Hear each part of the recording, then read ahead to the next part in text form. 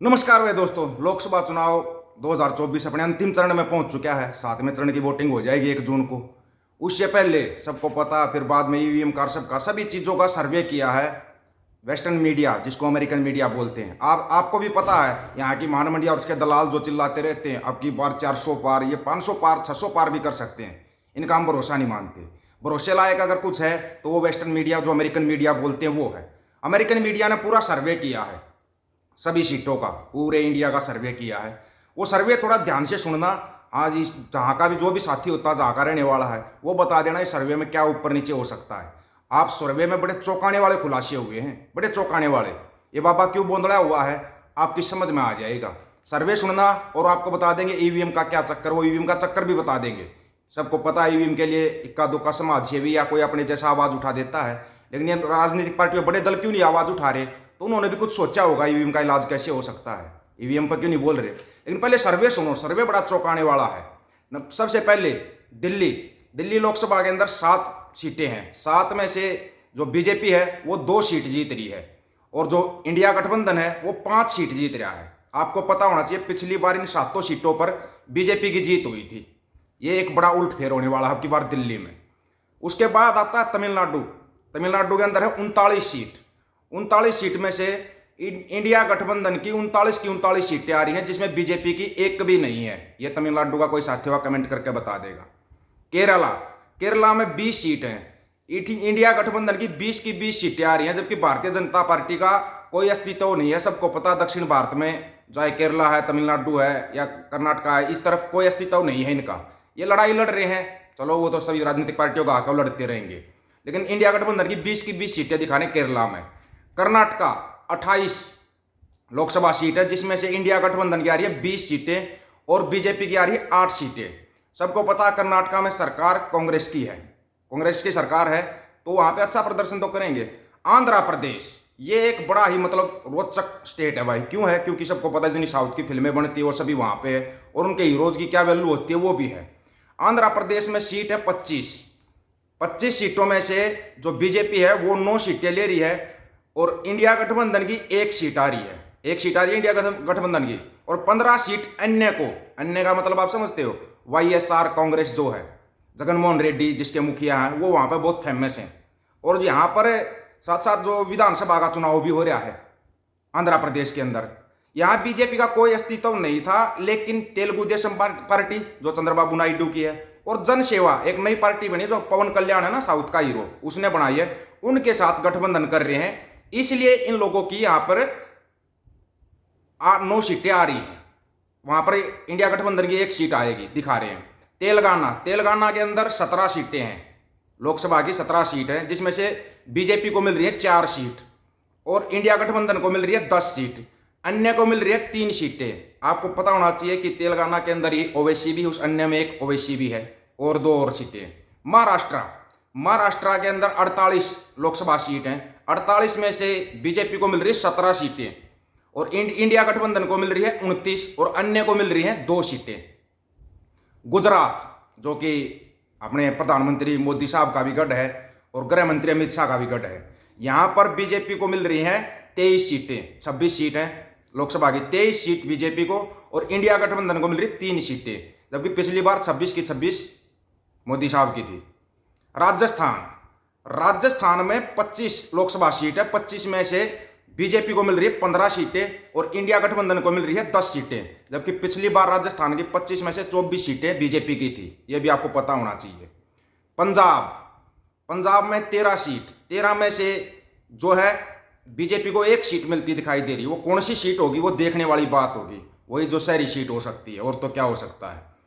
India गठबंधन को 10 सीटें दिखा रहे हैं, और अन्य को 2 दिखा रहे हैं। 2 में अन्य में एक तो खडूर साहिब वाली तो है ही है अमृतपाल की, अब 2 दिखा रहे हैं। लेकिन हमारे को लग रहा है यहाँ पे कुछ उलटफेर होगा, हो सकता है। लेकिन ये अमेरिकन मीडिया की रिपोर्ट है। आपको पंजाब का साथी जुड़ा हो तो बता सकता है कि बीजेपी कौन सी 1 सीट ले रही, जबकि पिछली बार 2 सीटें निकाल गई थी बीजेपी।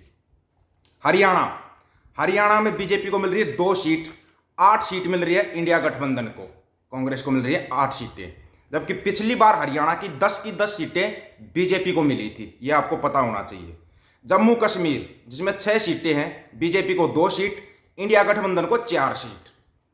हिमाचल, हिमाचल के अंदर 4 सीट है, बीजेपी की 2, इंडिया गठबंधन की 2। पिछली बार 4 की 4 सीटें बीजेपी की थी, ये आपको पता होना चाहिए। उत्तराखंड, उत्तराखंड में है 5 सीटें, 5 में से जो बीजेपी को मिल रही है 4 और इंडिया गठबंधन को मिल रही है 1 सीट। पिछली बार 5 की 5 सीट बीजेपी की थी उत्तराखंड के अंदर। उत्तर प्रदेश, ये है भाई सबसे बड़ा कमाल की बात जो आपको याद रखना चाहिए। उत्तर प्रदेश के अंदर 80 लोकसभा सीट हैं, जिसमें से बीजेपी को 54 सीट मिल रही है, इंडिया गठबंधन को 24 और अन्य को 2।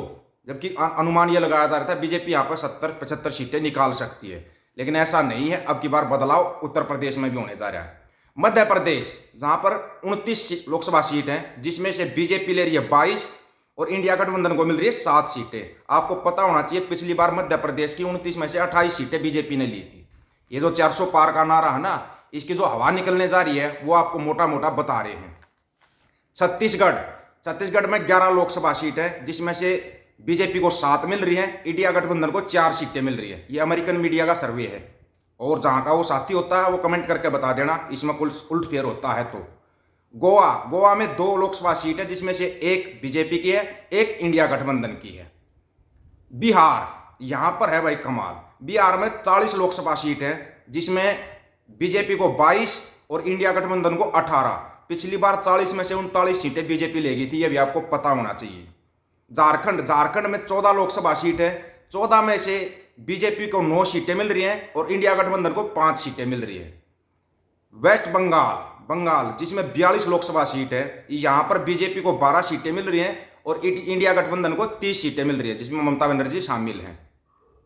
ओडिशा, ओडिशा में है 21 सीट लोकसभा की, जिसमें से बीजेपी को 7, इंडिया गठबंधन को 2 और अन्य को 12। ये जो अन्य है ना, ये है नवीन पटनायक, जो बीजू जनता दल के प्रमुख है, और सबको पता उड़ीसा के अंदर जो अपना नवीन पटनायक है उनसे ज्यादा लोकप्रिय कोई भी नहीं है। ये उड़ीसा का कोई साथी होता है वो बता देगा।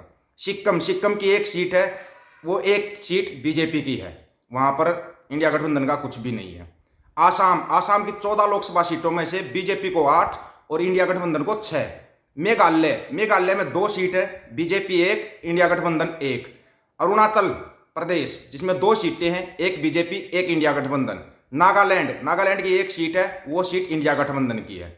मणिपुर, मणिपुर की 2 सीटें हैं, दोनों की दोनों इंडिया गठबंधन की, क्योंकि मणिपुर के अंदर बीजेपी चुनाव नहीं लड़ रही। सबको पता मणिपुर में जो होया था ये वहां पर चुनाव लड़ने लायक नहीं है। मिजोरम, मिजोरम की 1 सीट है, वो 1 सीट इंडिया गठबंधन की। त्रिपुरा, त्रिपुरा की 2 सीटें हैं, 1 बीजेपी 1 इंडिया गठबंधन। Andaman Nicobar 1 seat, 1 seat India गठबंधन की। लक्षद्वीप की 1 सीट, वो 1 सीट इंडिया गठबंधन की। पौंडीचेरी की 1 सीट, वो 1 सीट इंडिया गठबंधन की। दादर और नगर हवेली दमन द्वीप 2 सीटें हैं, 2 की 2 बीजेपी की। चंडीगढ़ में 1 सीट है, 1 सीट है इंडिया गठबंधन की।